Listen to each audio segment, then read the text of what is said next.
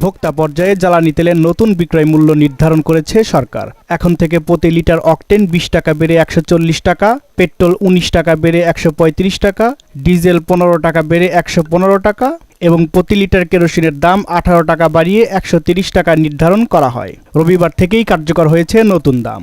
এদিকে এদিন মধ্যরাতেও পাম্পগুলোতে কমেনি যানবাহনের ভিড়। বাস, ট্রাক, প্রাইভেট কার কিংবা মোটরসাইকেল চালকদের লক্ষ্য একটাই, পুরনো দামে জ্বালানি সংগ্রহ করা। কিন্তু হতাশ হতে হয় বেশিরভাগ ভোক্তাকে। 3টায় সিরিয়াল দিছি, 3 ঘন্টা বন্ধ রাখার পরে 115 টাকা দিতেছে তারা। আমরা এই তেলের ভোগান্তি ভুগতে আছি, কারণ রোডে ভাড়া নাই, কিন্তু পাম্পে আইলে 20 লিটার তেল দিব, 1000 টাকা দাও, 500 টাকা দাও, নাইলে তেল নাই। ওনারা আগের দামে আমাদেরকে দেখ, তাহলে আমাদের পুরানা যে গাড়িগুলো আমরা সিরিয়ালে ছিলাম এগুলো আমরা দিয়ে শেষ করুক, তারপরে নতুন দাম ধরুক ওনারা। রাতেও বেশ কিছু পাম্পে দেখা যায় তেল নেই লেখা সংবলিত নোটিশ। তবে চালকদের দাবি, দাম বাড়ার পর কিছুক্ষণের মধ্যে তেল বিক্রি করে তা আবার রহস্যজনকভাবে বন্ধ করে দেওয়া হয়।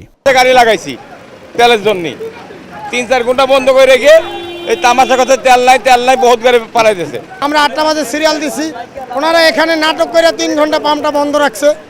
এরপরে যখন 11টা বাজছে তখন বলছে আমরা তেল দিতেছি। অভিযোগ অস্বীকার করে পাম্প মালিকরা বলছেন, তাদের হাতে থাকা মজুদ তেল নিয়ম মেনেই বিক্রি করা হচ্ছে। আমি তেল পাইছি, আমার লাইনটা চলছে, আমি যেরকম তারা পারছে দিছে আমি ওইভাবেই নিছি। আল্লাহ তাআলা আমার গাড়ির লাইনটা ঠিকমতো চলছে।